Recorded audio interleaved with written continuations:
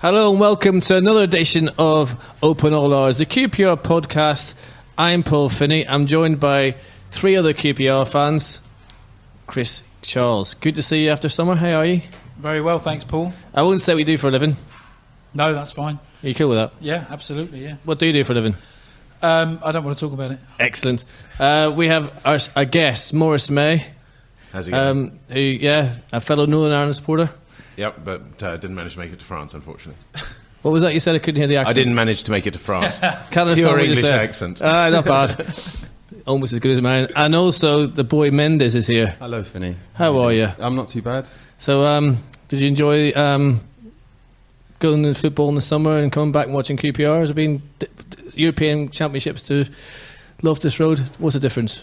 I don't know. Probably about the same sort of level as the Northern Ireland team. Hush. Do you know I've got a fear on Saturday? If Wigan starts singing the Will Gregg song, I might join in. That'd be horrendous. The embarrassment, the shame. Well, you could just adapt it to a QPR player. Anyway, I wonder if any other fans do join in though, because it's sort of like the new Ya Ya Cola, isn't it? Song. And Replace Will Gregg with Cherry. well, I suppose you might sing it ironically if you're 3-0 up at Wigan, and you can imagine the away fans starting to sing it. I like your thinking, Chris. Yeah. But in the Euros, it actually was really good. It was a nice wee song. It was a nice wee bit of a cultural experience. But people aren't tuned in here to talk about the European Championships. You know, they haven't. They've tuned in to listen to us go over the game. By the way, if you want to get hold of us, you can find us on Facebook and you can find us on Twitter at New QPR Podcast. Well, Hasselbank came out after the game. Hang on a second. Hasselbank came out after the game and said that we were tired, didn't he? So could adapt it and say Poulter is tired. Your defence is satisfied. Yeah. Anyway, Not as big an impact. Though. No, not really. Right. We're going to start a bit on Saturday's game, and I'm going to hand over to the one and only Chris Charles to give me your intellectual thoughts on what went wrong Saturday. Well, there's at least two things wrong with that sentence you just said, but I'll do my best. Well, last week I did say I'm not going to listen to Richard Langley. I am going to get carried away because it's not very often we're top of the table, and it probably might be the last time we're there. And to be fair, after Saturday, it could well be the last time we're top of the league. So I'm glad I got carried away. And you don't know that. No, I mean, but there's a chance. I mean, hopefully it's a blip. But God, that was awful. I mean, it was terrible. I mean, the people around me, everyone was just staring into space, just wishing they'd rather be anywhere than where we were. I mean, 5 minutes into the game, 5 minutes after I sat down, 5 minutes after kickoff, the atmosphere was flat, the players were flat, and I just, you get that feeling sometimes that we're not going to get anything out of this, come what may. And at that stage, I was just thinking we might scrape a 0-0 draw, but I mean, we were lucky not to lose by more than that, to be honest, because I don't know. I mean, the tiredness thing, well, I mean, we can talk about that a bit more later, I'm sure, but I don't really buy that after 4 games, to be honest. I was thinking, you know what everyone always says, a week is a long time in politics. Well, at QPR, I mean, everyone would say it's a lifetime, whatever, but it really is a seasonal change, isn't it? I mean, jeepers creepers. I mean, well, the thing is, Preston North End came with a game plan as they did last season.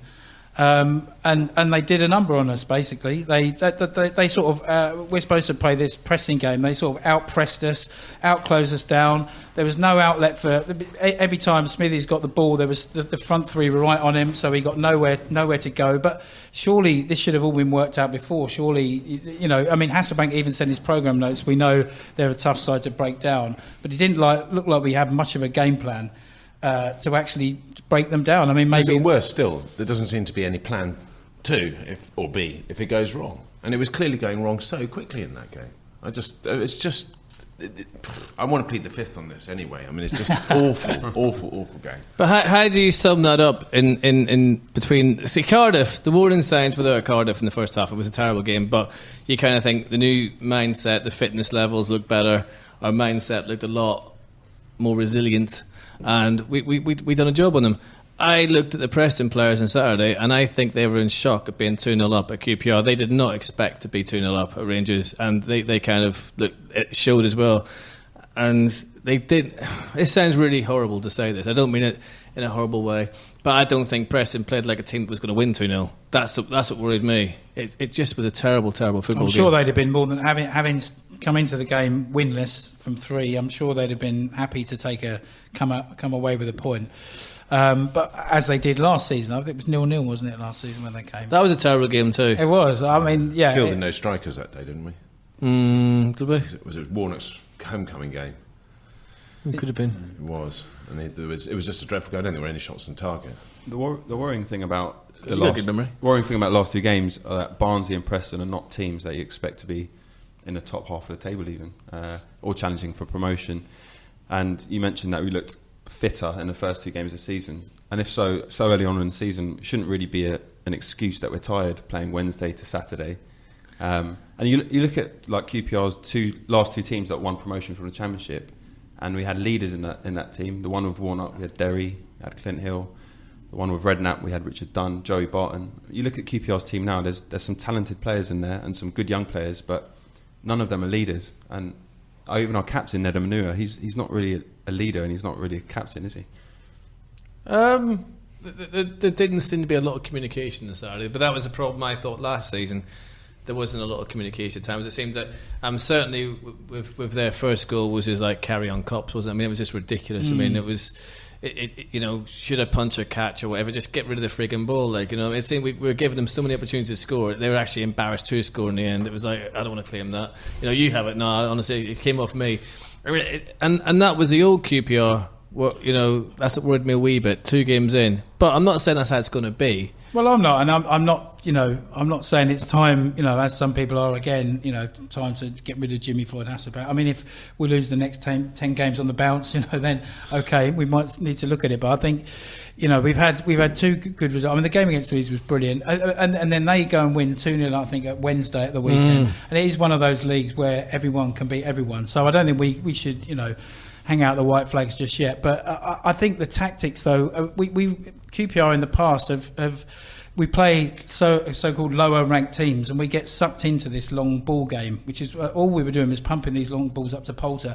They had 3 men on Poulter, 2 on Cherry, and yet still seemed to have 2 more blokes than us on the pitch. I couldn't work it out how they were managing to do it, because they just seemed everywhere, and they were just in our face, and QPR looked scared of getting the ball. But for me, the worst offender, I mean, you could pick out a lot of people, but Perch, I just think on the right back position, and the only time he looked decent, ironically, is when he got switched to left back last season.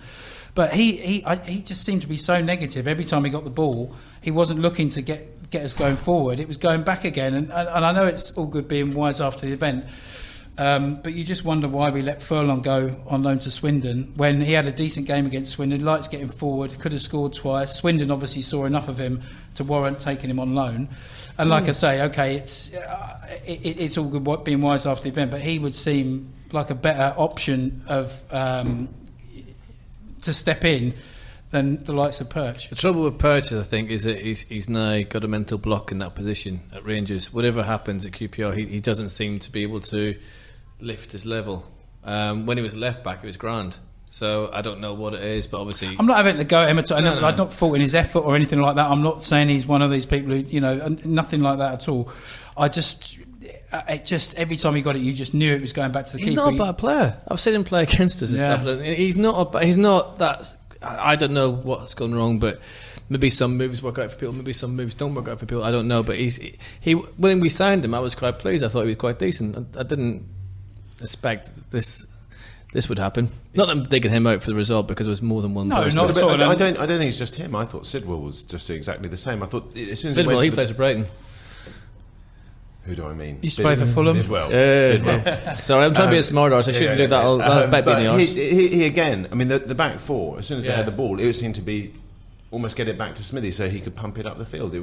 I just felt there was nothing. There was no energy to go forward. If you are going to play that long ball game, if you're playing Preston at home and you're only playing Poulter, then the players behind him have to be really close, like Cherry and the wide players and midfielders. But they were just completely out of the game. The wide players didn't get the ball much at all, and the link up between Poulter and Cherry and guys behind him, it wasn't there. There was not no invention. Only time I think we looked threatening was when your boy Connor Washington came on, and at least I'm not his dad. Carry on. At least he was getting in behind. I know, and he had a couple of decent chances. But one he just got tangled in his feet. But before he came on, there was just no threat whatsoever. See, It's not just because he plays for Northern Ireland, that's irrelevant, right? Because QPR matter far more to me than Northern Ireland do. Like, let's get that one out of the way. But I just think too in the Championship is kind of, you have to play two players up front. Because if you want to win matches, it's goals in this league win your matches, I think. But then we scored 3 against Leeds without. Yeah, that's the word. front. But then you spend £3 million or whatever it was on the lad, and he's sitting on the bench. He's going to get frustrated. Whereas he comes back from the Euros, his confidence is quite high. And you saw on Saturday, at least he was putting his foot in and having a go. And I think him and Poulter would work really well together. Maybe I'm an idiot. Well, I know that, but I mean, I just don't see why we don't give it a go. We've got nothing to lose. But Hasselbank's philosophy is kind of just to build from the back and have a solid defensive unit. And in the last 2 games, we've conceded 5 goals. 4 of those have been quite bad mistakes, really. But they had one good free kick. It was a dodgy decision. For Barnes' young side with loans who I think are trying to get as many points as they possibly can early on in the season. But they're actually a much better side than people give them credit for. No, absolutely.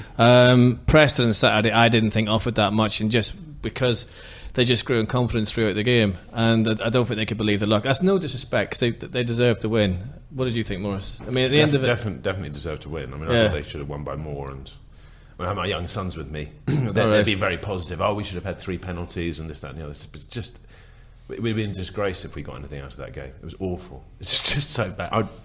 I can't remember the time I went to a game as bad as that. But then I did dodge Preston last season, so.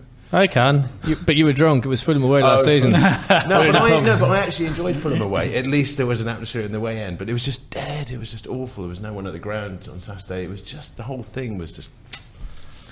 Right, before we go into our interview with Wayne Fereday, one thing I do want to talk about is the lower loft. What is going on? Because I know people are on holiday and everything else, but is a family stand as a philosophy working at QPR?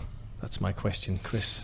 Because you sit there. Well, I do sit there, and I think you've got to have some sort of family stand because you don't get quite as many F and C bombs in the family stand as you do from elsewhere. But then where we sit is is not far from the Q block. So I mean, for my little girl, she's heard it all since the age of 6 anyway. But what I mean is, you don't get so many like irate, completely out of control nutters next to you. Wow, I'm in G block. Your friend. I wasn't going to say anything, Paul, but. So I think it's important, but I'd agree with you. I mean, that's supposed to be the focal point of the ground, the away end, the home end, the loft. And yeah, I mean, in front of me, there must have been 40 empty seats on Saturday, which is obviously people taking their kids away on holiday and all this stuff. So yeah, maybe there is an argument that it should be switched. Where would you have it, in paddocks? Or? Well, no, because we get wet. I don't want it there. I mean, you could split the loft, perhaps, and have half of it as a family. The thing is, you've got the lower school end, which is empty. You've got the loft, which is not as full as it should be. Yeah. And on telly, it looks dreadful. In the flesh, it looks and sounds terrible. There's no atmosphere coming from any part of the ground Saturday, which is something we've had a problem with for a wee while now. Well, I mean, it's also the opposition as well. I mean, it's like blokes might, or whoever taking their kids might think, oh well, we'll give this one a miss, and we'll turn up when Aston Villa come along, or Newcastle. Possible. So there is an element of that. Rochdale. Oh, Rochdale. Yeah. But I said this before on here, for night games though, I think there should be, because obviously a lot of kids going to school and can't come to the night games, so there should be some sort of fallback thing where you can bring another mate along on a Tuesday night or a Wednesday night on your child's ticket, which you can't do at the moment. I still think that is a possibility, because you don't get so many children there in the night anyway, so it wouldn't matter so much, I don't think, if it was more adults. Because the club are trying, they do like the family zone, they do lots of good things down there. It just doesn't seem to be. Well, you need to have that, because this is the lifeblood of the club. These are the people who are going to be coming, when we're sort of long gone, and bringing their own kids. So you definitely need to have. Every club's got one now, pretty much. You definitely need it. But yeah, there is an argument that maybe it should be elsewhere. I mean, for selfish reasons, I like being in the loft, so I quite like to stay there. See, then do you split it then and have half of it as a family stand and then half of it as a normal stand, and do the same with the upper loft? So you got one. Do you know what I mean? You could have. But then everyone who's going to get moved in the upper loft is going to go absolutely mental. I don't know. I mean, I think there's been. Are there enough people wanting to sit in the family stand with kids? I mean, is it something that sells out season ticket wise, which is what you should be looking to do? And what's the big benefit of a family stand? I suppose lack of swearing, I suppose. Well, I mean, there is that. But Chris sits there. Yeah, yeah. I mean, there wasn't a lack the other. What I do normally is I swear under my breath and sort of look the other way. But if I have to get it, but like I say, she does hear quite a lot anyway. But as I just said to you, I think it gives kids a bit of a gentler introduction. If you're stuck behind a group of blokes just like spittle dripping from down their face and just screaming obscenities, then the child's less likely to want to come back. I think you're in a bit more of a sedate affair. So I do think, I would be along with you a few years ago before I had kids and say, what's the point of having a family stand? But having now gone through, I don't know, Morris. I take mine to the R block. They need to be initiated properly. I mean, I want them. If there is going to be any atmosphere at a big game like Saturday, at least there is some there. Admittedly, the language was worse than normal, but that's one extreme to the other. Well, actually, it's true. I mean, when I first started going, it was you just stood on the terraces and watched the pink dribble under your legs, didn't you? And well, maybe we become too soft in our old age. Well, if we were playing quite well, there probably wouldn't be any swearing anyway, would there? Or is it? No, this is QPR in the R block. Someone is always picked out. It doesn't matter. I mean, it's. But then you go to like the likes of the Premier League clubs like Arsenal and that there, where literally you think you're at the theatre and it's not the same. So or is it an issue of we go in the Premiership and then suddenly the family stand works because everyone's saying the likes of Ray Mooney and so forth, blah blah blah, and is football and TV? But you know what I mean? Is that kind of. Whereas people, I mean, you see more people in Barcelona shirts now around White City doing QPR shirts, and that's pretty sad as well. Yeah. But anyway, I just think there must be, if you're looking for cover, there must be a place somewhere along Ellerslie Road that they can be put. I mean, I would have thought certainly down the far end, but then the likes of you probably wouldn't want to sit down there. So, well, I think I mean, or even for me, I actually even think upper loft is better than sticking them in the lower loft. Well, the thing about the lower loft is that you have got all the access outside where they can do the family day thing. But anyway, everyone else, I think we've made our point in this one. It's something that QPR need, because I know that the school end as well empty doesn't help. So you got two ends, both empty. It just seems again with the school end. I mean, surely there could be something, because Preston, you're not going to sell out the bottom end of the school end. Maybe is there something to bring in kids or bring in servicemen or I know they've done it in the past, but something I feel sort of reasonably strongly about. I have sons who go to these QPR soccer schools, and you go along there. Or admittedly, the one at Shepherd's Bush, plenty of Rangers shirts. But if you go to any of the other ones, it's Chelsea, it's everything else like that. The club should actually let Chelsea ones in? Sorry, they let Chelsea ones in? Yeah, it's disgraceful. But but then again, the QPR children there enjoy it because then they can play against Chelsea and beat them, so it's not a problem. But they should there offer the parents some sort of incentive to bring their children along to a live game, because they're never going to be going to watch the teams they follow, almost certainly. Win them over, convert them, make them realise the errors of the way, save them from Satan. But they used to do that. I mean, I know someone who started football schools before they became fashionable many years ago, and they happened to be called Queen's Park Wanderers.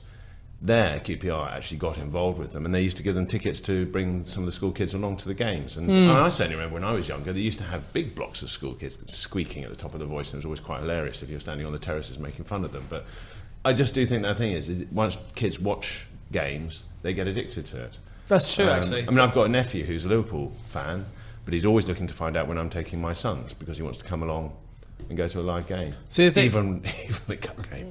The sad statistic about QPR is, and I think the club will admit this themselves, a lot of first-time visitors don't come back for whatever reason. Needs to be looked at. Hopefully, it will change.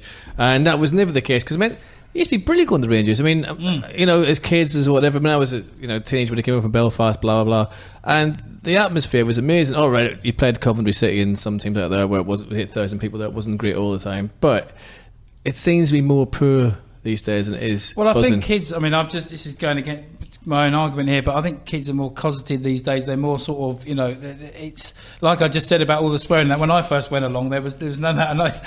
And more like Morris, just shove him in there and that's it, and someone scores a goal and you suddenly pressed against the barrier at the end and all that stuff. I think the thing is, there's a lot of more middle class families taking their kids. Nothing wrong with that either. No, I'm not saying that, but they're maybe not quite ready for the. Because some grounds are doing, like Cardiff did last Sunday, they did an away end family zone as well. Some teams are trying that. I mean, listen, we could talk about this for hours, but it's something that needs to be. I mean, we've got to bring through. What worries me at QPR as a fan is the generational gap. There's a lot of people our age, you know what I mean, who've been there from day one, who have gone through this journey, who refuse to get off this train. And we're not being rapidly replaced, which makes you worry if we are going to build to this new big stadium with extra seats, everything else. We've got to sell it somehow. Well, I guess they're going to say the Premier League football is how you fill grounds. But I'd like to fill it with genuine QPR family. But there you go. That's just me. If it ever does happen, this ground, which I'm sure it will. Do you think? Yeah, I mean, I lost my own thread there. What I was going to say is Lee. I was going to go on to say that Lee Hughes was talking at Lee. Yeah, when you said about people today, aren't you? You said about people not coming back. That was the point I was going to make. That these people come along and. You know, the facilities aren't great. The leg room's not great. You have to queue for ages to get some chips. They actually put in a burger van a few weeks ago at the start of the season, and which sold chips and all that stuff, and it was cheap. And then we got down there, and it's been replaced by a new burger van which sells gourmet burgers at like £5 and no chips. So we had to go back. So we missed the start of the second half, which was no bad thing actually. Come to think of it on Saturday, but that's interesting. So they put a cheap one in, then they expand it, and then they don't. Yeah, but do you also think there is a danger though that you talk about? When you bring in families and make it comfortable and everything else like that, but that you might end up with the equivalent of an Arsenal or any of these other grounds where it's absolutely soulless. I mean, I just think it's a really hard call. I mean, I think if they're going to have a new ground, I would like to see safe standing there. I think I think that is a way to bring back amnesty and just separates those that don't mind the language and don't mind the abuse. But that's why you need a family stats. Coming back to my original point, so that those that want that don't want to hear all that stuff, all the real stuff, can take their kids in there, and it's going to be a bit more of a pleasant introduction, if you like. So if you have that separate area, then you can have the best of both worlds, and your normal fans can be shoved everywhere else. Joys of running a football club, eh, lads? Right, we're going to phone Wayne Fereday and talk about something cheerful, which was the 80s. Wayne, thank you ever so much for joining us on the podcast. Your time at QPR. Tell us about who started off with you in the youth team. Well, who started off with me in the youth team? We had a fantastic youth setup then, a fantastic team of players. You can go back and say, players like Alan McDonald, Ian Stewart, Gary Waddock, Warren Neal, Ian Dawes. You can reel them all off. And like you say, we had a fantastic squad there in that youth setup. And lots of us, mentioning all those names, got into the first team and played quite a few games for the club. Good times, and we had a lot of good players in that youth setup.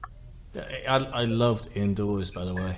He never got the recognition he was due, to be fair. He was a fantastic footballer. Solid. And you knew what you got from him every single game. He never let you down every game. And as for Big Mac as well, absolutely legend. That was some youth team, by the way. I mean, do you think those days for a club the size of ours are gone where you can actually... Has football changed that much you can't bring that many youth team players through? Because that was the norm in them days, wasn't it? That was the norm in them days. When I first went there as a young lad in that fabulous year of 75, 76, and we had a nice decent team then. And I went there as a young lad, and then obviously later on when I left school and went down there full time, there was about 25 lads who got taken on from all around the country on apprenticeship forms, which was the norm. And as I said, there was a good number of that lot that got through to play in the reserves, and like you say, the names I've reeled off earlier got into the first team. It's incredible, isn't it? Now, did you go Saturday, Wayne? I did. I was there Saturday. As an ex-player, what did you think? I thought, I'm not going to beat about the bush here. I thought it was very, very poor. I think we all know that. I think, and hopefully, it was just one of them games. The quote came up a few times in a few of the lounges after the game. It was a bad day at the office. It was, and the only thing I could say was, let's hope there's not any more, and let's hope we've got rid of it early doors during the season. because you can, when I played, all the years I played, you can get away with one or two players not at it, but on Saturday, I think every one of the lads probably know they had a very poor game, and yeah, let's just hope it's a minor little blip and bad day at the office, and we've got it out of the way. But like you say, early doors. Well, it is early doors. We've had 4 games in the Championship. Judging those games as you've seen them, if you had to put a bet on now, where would you say QPR would finish at the end of the season? Well, after Saturday, like you say, I would say, the way we played Saturday, I'd say, if we could finish mid-table, we would have done well. But in saying that, the start of the season, I was at the Watford game pre-season, and I was at Leeds, and both games we played very, very well. And if you'd have asked me that question then, I'd have said, cool, we could finish, we're going to do well to get in the playoffs. We are going to do well to get in the playoffs, but we wouldn't be far away looking at them 2 games. But as you say, looking at Saturday, we were very poor. We know that. Everybody knows that. And I would say, I'd say mid-table. But if we, it's going to be a tough one. I think we need a couple more players. We definitely need to bring some more in if we can.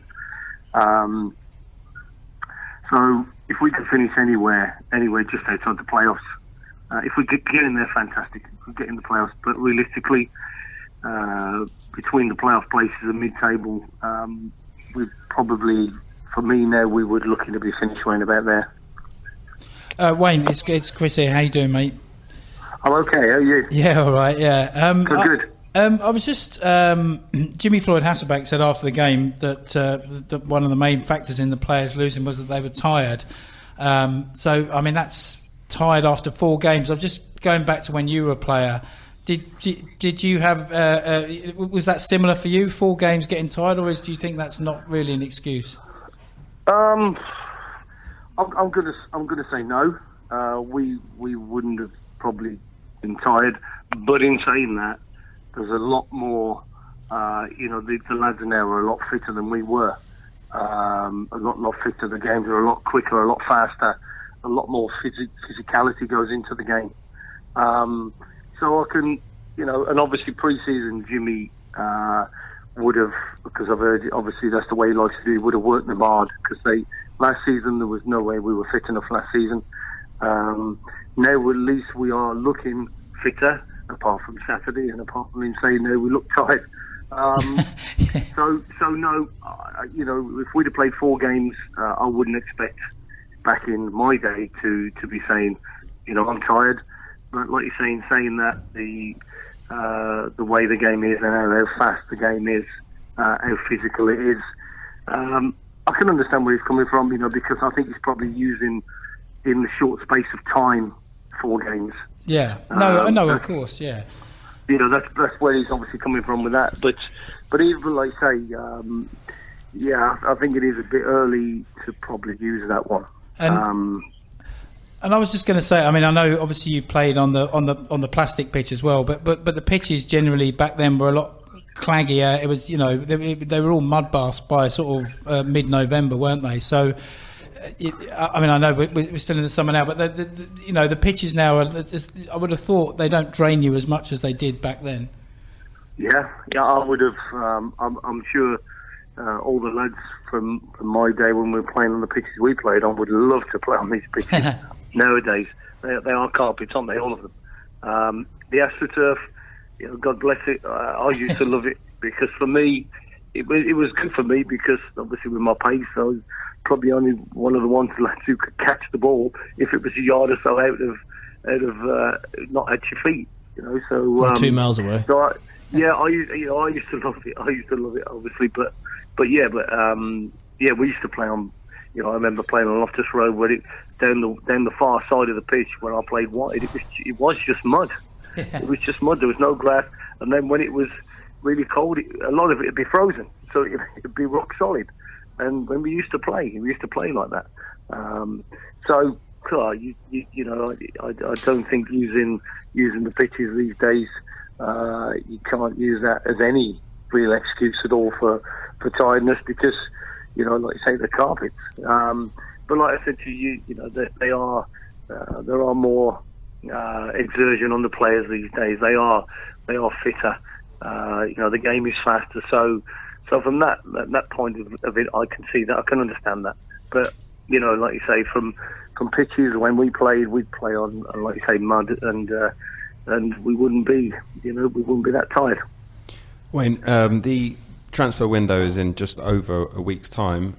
Looking at the last few performances for QPR, what areas do you think they need to prioritise if they're going to get another couple of players in? Well, I think you know, we all would like him to bring in another striker. Sebastian, for me, this season is a different player. He's a different player than last season. Connor hasn't had, you know, okay, a lot of people say he hasn't had crack of the whip yet, but obviously he did Saturday. He had quite a long time Saturday, and he knows himself he probably should have scored. He had a chance to score, so he's probably not hitting the heights that they were expecting for him. Me personally, I'd like to see him bring in another striker if they could.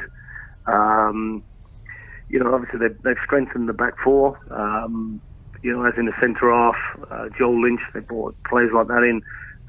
Obviously, he's injured right now, but when he's back, maybe a right back midfield player. For me, mainly a striker. If we can get another striker in, you know, Sebastian needs a bit more help up there for me.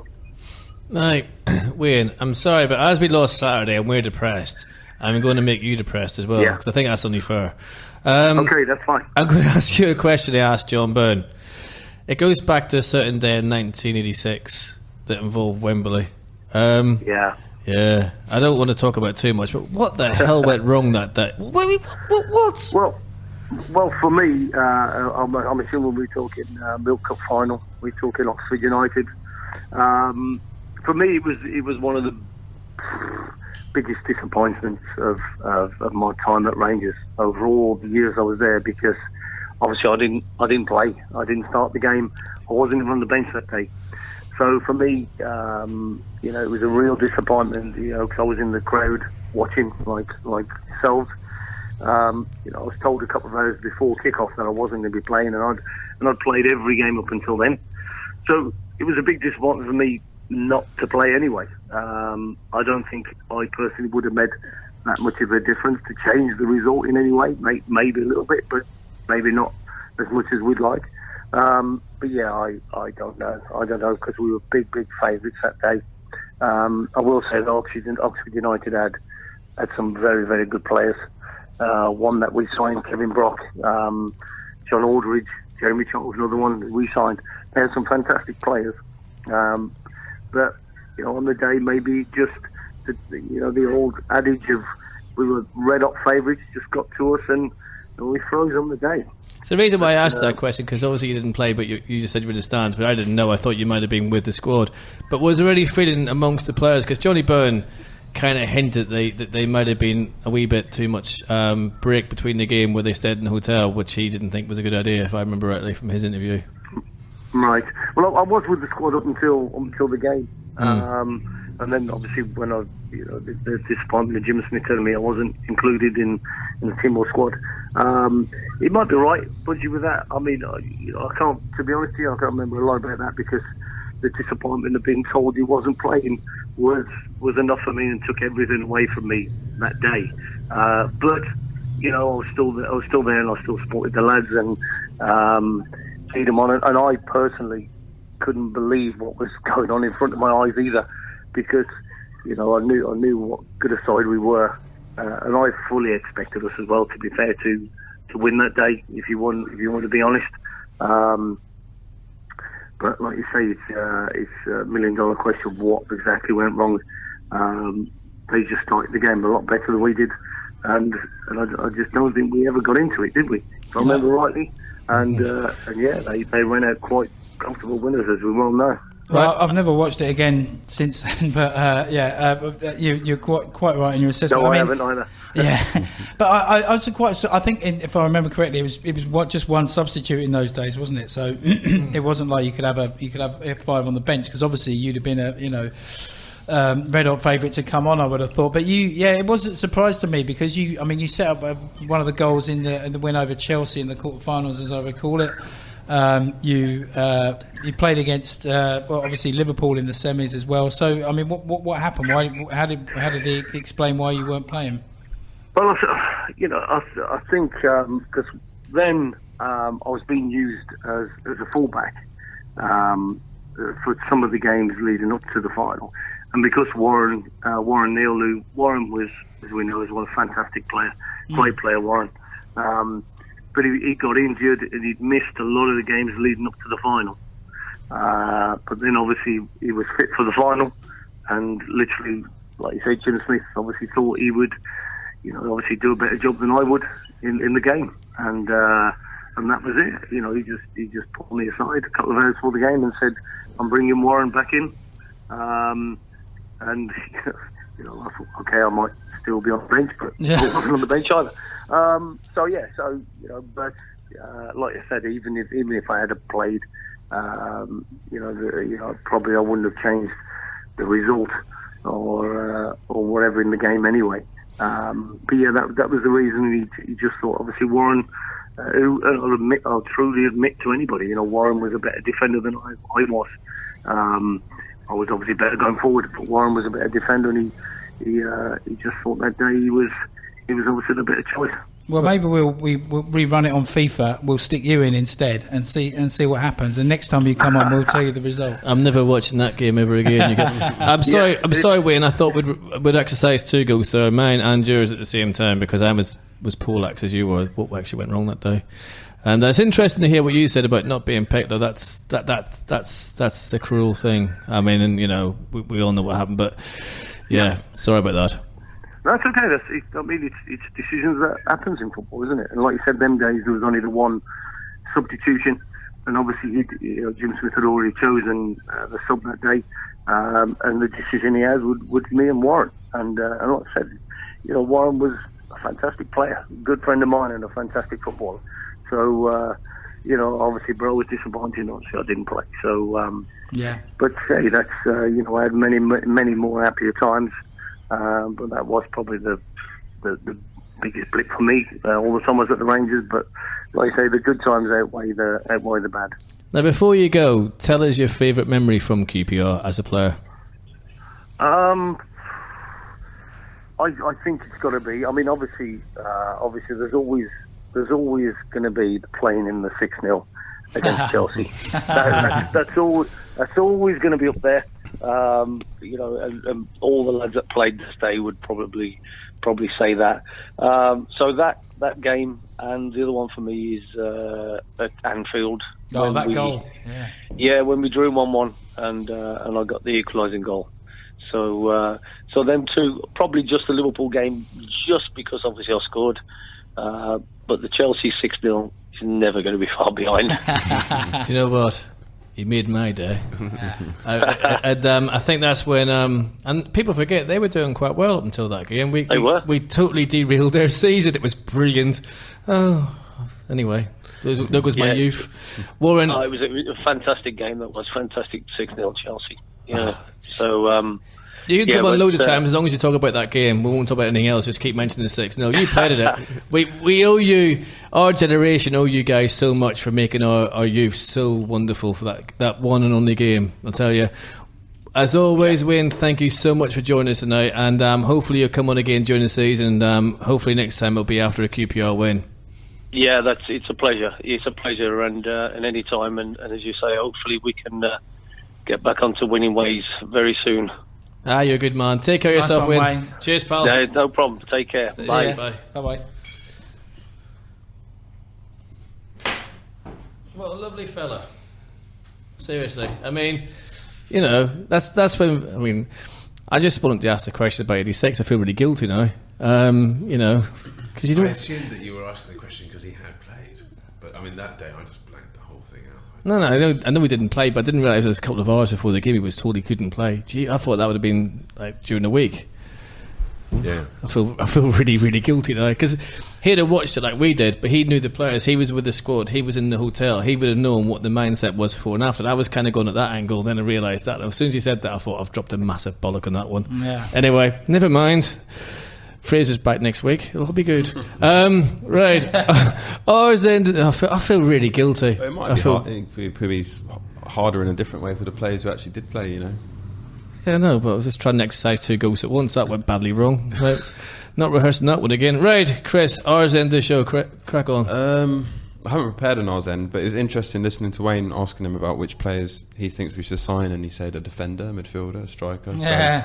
So I think we could do with a couple of players, especially when you've got the manager complaining about tiredness so soon into the season, and the games come thick and fast throughout the season. It's not just this period. But it's interesting because the last couple of times we've been in the Championship, everyone's looked up to QPR as the big spenders, and now it's different now, isn't it? You can list quite a few clubs who are spending a lot more money than QPR. So yeah, it'll be interesting to see who comes in. Hasselbank's been talking in the press about a few players he's been interested in, but we're just priced out of it at the moment. So. That's odd for us being priced out yourself, isn't it? I know, yeah. So weird. I mean, you can't have it both ways. It is quite a refreshing approach. Well, I think it's the right approach. I think, absolutely, it is. There's no getting away from it. I think with the thing is, we had such a good start to the season. We're almost victims of our own success because everything in the garden was rosy, sitting in this very seat last week, and now it's not looking quite so good.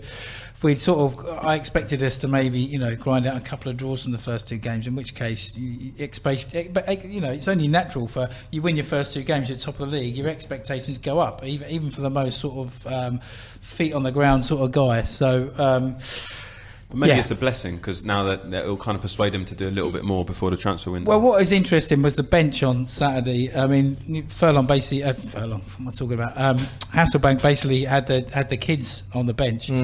It was almost like a hark back to the Harry Redknapp days, wasn't it? Saying, I'm down to the bare bones. But not 2 goalkeepers though. Well, yeah, that's yeah. What's Sandro doing? That's what I want to know. I mean, I know I get all the stuff. I know that we want to get him out. I know he failed his medical, but as far as I know, he's not injured, or at least there's been no bulletins. Someone put his medical records on Twitter today. Oh, okay. So you'd have to go on Twitter and have a look at that. Yeah, but but as far as I know, he's not injured at the moment. He's just not playing for whatever reason. But surely he would be available to put on the bench. I think his attitude might be somewhat wrong. Who put his medical history on Twitter? I'd rather not say. But I heard that when Sandro came in, himself. No, I mean, to be fair, I can't know how anyone can actually come by that. But someone has posted it up on Twitter. I'm not joking. How many chapters were there? Yeah. He hasn't got to the end. He only started it this morning. I think it was done by the same guy that did Mark Hateley. Anyway, carry on. Yeah, I've lost my thread now, but yeah, that's essentially what I was saying. He's obviously, I think, making a statement, unless that was really all he had to put on the bench. And also, I'd like, Cousins maybe, I don't think on the right is maybe his best position. I think maybe he should, if you're going to play him, put him in the middle. And the French guy, from what I've heard, I can't pronounce his name, I'm not going to try and embarrass myself, but he's played a lot of his time on the right, either as a midfielder or a winger, so I'm not quite sure why those two weren't swapped at some stage. But we have one of our signings coming back from injury soon as well, we haven't seen yet, midfielder. The Polish guy? Yeah. Is he a holding midfielder? Is he holding midfielder? Or? Yeah. He is a holding midfielder. Defensive midfielder, yeah.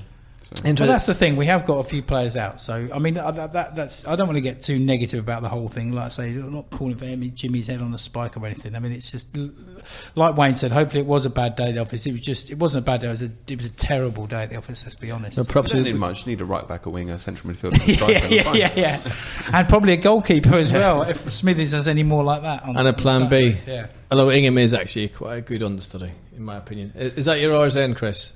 Oh, no, it wasn't, sorry. That was meant to be. Oh, was it? Oh, well, have an hour's end. Go on. Okay, well, Don't mention the World Cup final. I haven't got one prepared, but on the train talk about tiredness. I stayed up to watch Mo Farah winning goal, then watched the Conor McGregor fight at like 3 or 3:30 in the morning, then went to bed, 2 hours sleep, and took my eldest daughter to shopping in Westfield for the day, which was great. Forgot that it was West Ham's opening day of the season. So sat with a load of West Ham fans who, funnily enough, were all toffs, which was quite a new experience for me. But there you go. But I did see one West Ham T-shirt, like a club T-shirt. It was like the Ramones T-shirt. I've got quite a big bugbear about the Ramones T-shirt. All these people who wear the Ramones T-shirt couldn't name an album. You couldn't name a song, let alone an album. But that's a different story. And it had hammers. I mean, Rangers would fit much better than hammers because you got the much more letters in there. And then like the name of 4 legendary players like Brookie and blah. I just thought as a marketing idea that'd be quite nice with Rangers and then Bowles, Francis. Marsh and Ferdinand, 4 off the top of my head. Yeah, or we can do it ourselves. Yeah. I always thought the QPR podcast says, 4 sales. Paul Finney, Christian. Yeah. You're right. I mean, do you remember them ones that used to be at the 80s that used to have the Queen's Park Rangers and the Rangers like the American style thing? And I think that there's some decent stuff in there. I like the God Save the Queen's Park Rangers one as well. They haven't brought that back this year, but maybe they should do. Well, London Calling crying out for like an iconic QPR player with London Calling on it. A clash style, in my opinion. Right, Morris, yours. I think my R's ends is more worry about what I saw on Saturday. If we're going to be lumping it up the field all season, it's just not entertaining. I'm despairing. Bring a neck brace. So what do you think? But we didn't do that against Leeds though, did we? Yeah, but the 2 games I've been to are the cup game and Saturday, and I know that I always find it's different watching it from afar, that you don't actually get what the feel of the game. I just felt it was all just so much of it was wrong, and I don't feel terribly enthused. No, for atmosphere, maybe like we should get as many QPR fans as possible to like bring like a video on their phone of highlights of the Leeds game. So as the atmosphere gets flat, just watch that again. I've got an idea for the Newcastle game, which is probably not going to catch on. But you know, when you go to Newcastle, you put it in the lap of the gods. Yeah. How about we stick them in White City? just saying, this is what it's like for us guys. All right, okay. Just putting that out there for QPR. Stick them in total White City Estate. Let them watch the game from there, because that away and they put us in as a shocker. Anyway, that's a bugbear of mine. I absolutely hate that. Right, my hour's end of the show. We're going to talk about this guy. Clements. Oh, there's a gap there. His Bowles. Yes! Oh, that's the record!